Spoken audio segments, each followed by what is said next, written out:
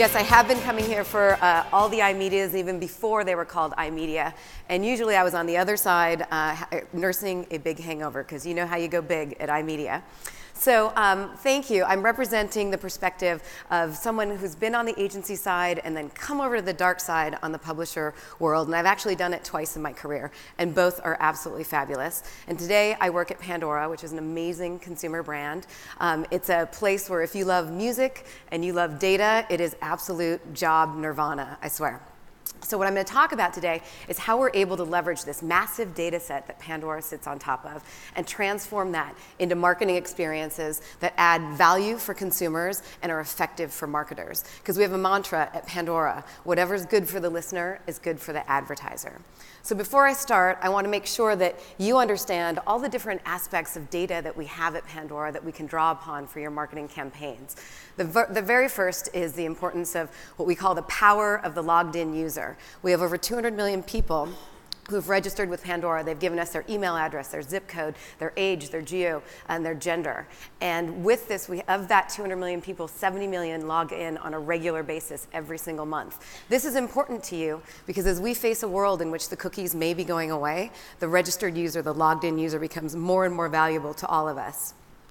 The second piece of data that we tap into is our intellectual property, the Music Genome Project. The Music Genome Project is the largest taxonomy of music in the world. We analyze each and every song that goes into Pandora with up to 450 different musicological attributes. Then you start to take that and layer on the personalization. Each and every station that you start, you thumb, you skip songs, all of that data goes to make sure that we're delivering a unique and personal experience to you that's different from the person that's next to you. And that is a huge data set of information for us.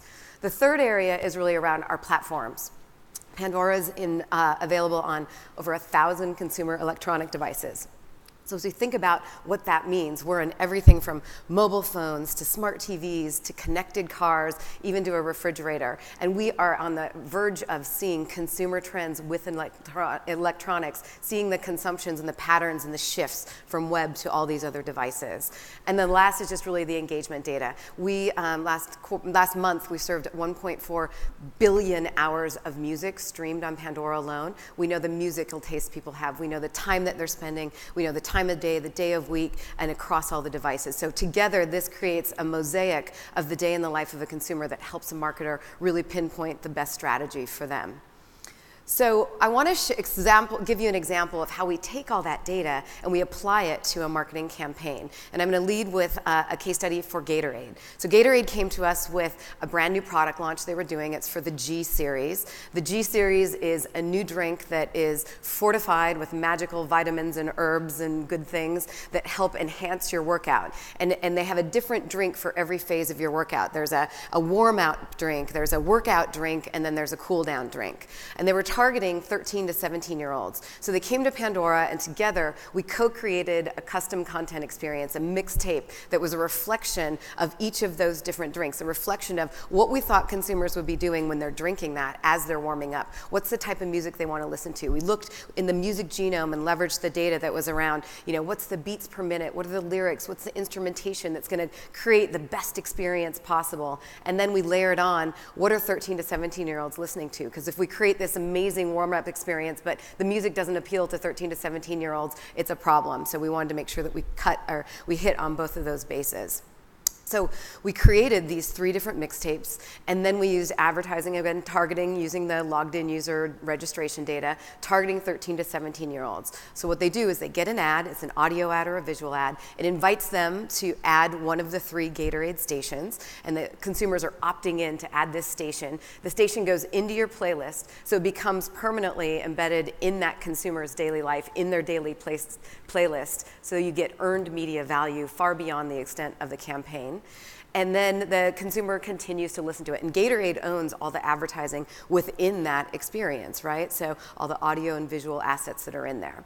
So what I'm going to show you is a quick video of how it works, and then I'm going to give you the results. So can you play the video, please? Fuel your next workout with a custom mix from Gatorade. Launch a playlist from the menu to prime for your warm-up, perform throughout your workout, and recover during your cool-down.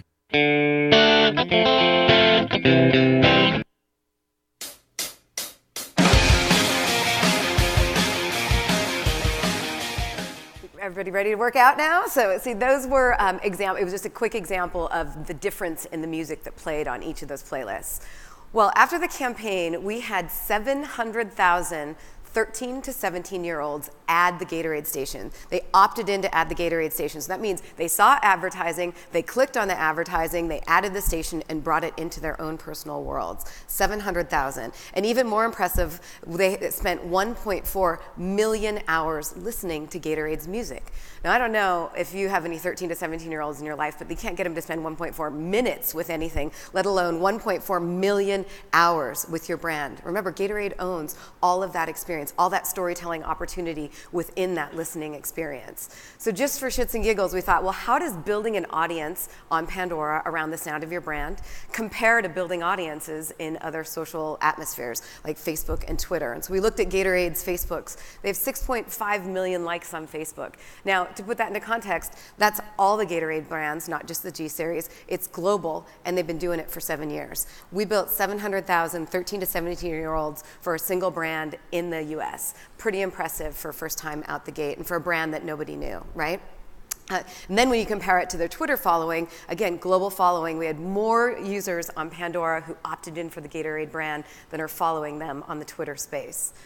So then as we look at deeper into who are these people who've opted in to be fans of the Gatorade brand, we can leverage all that data I talked about in the beginning that helps us market Pandora and helps us deliver smart playlists to help marketers understand their audience. We learned that 61% of the people who adopted the station were female. For some reason that surprised me, but that was the case here. 95% of them adopted on mobile. This campaign ran across web, tablet, and mobile, and not surprisingly, given their 13 to 17-year-olds, mobile was the platform of choice for people. 98% of it reached the target of ages 13 to 17, which is great because that's who we were reaching. And then we tried to look at all the different nuances. You can slice and dice. We looked at, are there differences between gender in terms of time of day or day of week when they activate their Gatorade stations? And you can see there's not really a lot of difference between the two genders there, but what happens is the arc is very similar to how teens listen to music. We see this across the board, whether it's with Gatorade or beyond, where teens listen starting late in the day and then late into the evening, it starts to peak. And this for us was an indication that this was more than just a workout piece of music. This was actually part of their studying, and they were listening to it far beyond just the gym. And then lastly, we're able to look at how did a national campaign perform in a local way. This is a heat map that shows who and where everyone added these stations, the Gatorade stations. So the dark areas are the heavy concentrations of station ads. So you can see the national campaign actually had a huge appeal on the coasts and down in the south. And then last, we've got all these music insights, right? We can look at who are all the people who added the Gatorade station and what other music are they listening to. This isn't the music that necessarily was on the mixtapes themselves, but what are their other interests? And so you can see, probably not surprisingly to anybody here, the top audience, the top artists for the audience on Pandora. So we felt like this is a really great insight for any marketer to take, because music is such a passion point and it allows you to connect on an emotional level, and being able to leverage these insights to use in your marketing is really important. So as I close out today, I just want to give you some best practices for how you can build the sound of the brand using the smart data that Pandora provides. Number one is that music is passion point. Find out what people love and deliver on it. Two is really integrating into the consumer lifestyle. We see where they're at, where consumers are, what their trends are with devices, with content, with time of day. Make sure that you understand that too and can integrate and be a part of that conversation. The third is really making it a moment. How do you create something that's really relevant? Knowing what you know about the consumer, knowing about music as a passion, create a memorable experience that people want to listen to and engage with day in and day out. And then last, take these insights that we're giving to you and don't just think about them as insights from your media campaign. Think about how you apply them across your marketing channels, right? These are consumer insights. They should be impacting your strategic planning, your creative development, as well as your media development. So with that, thank you. I'm open for questions and cocktails later. Thank you.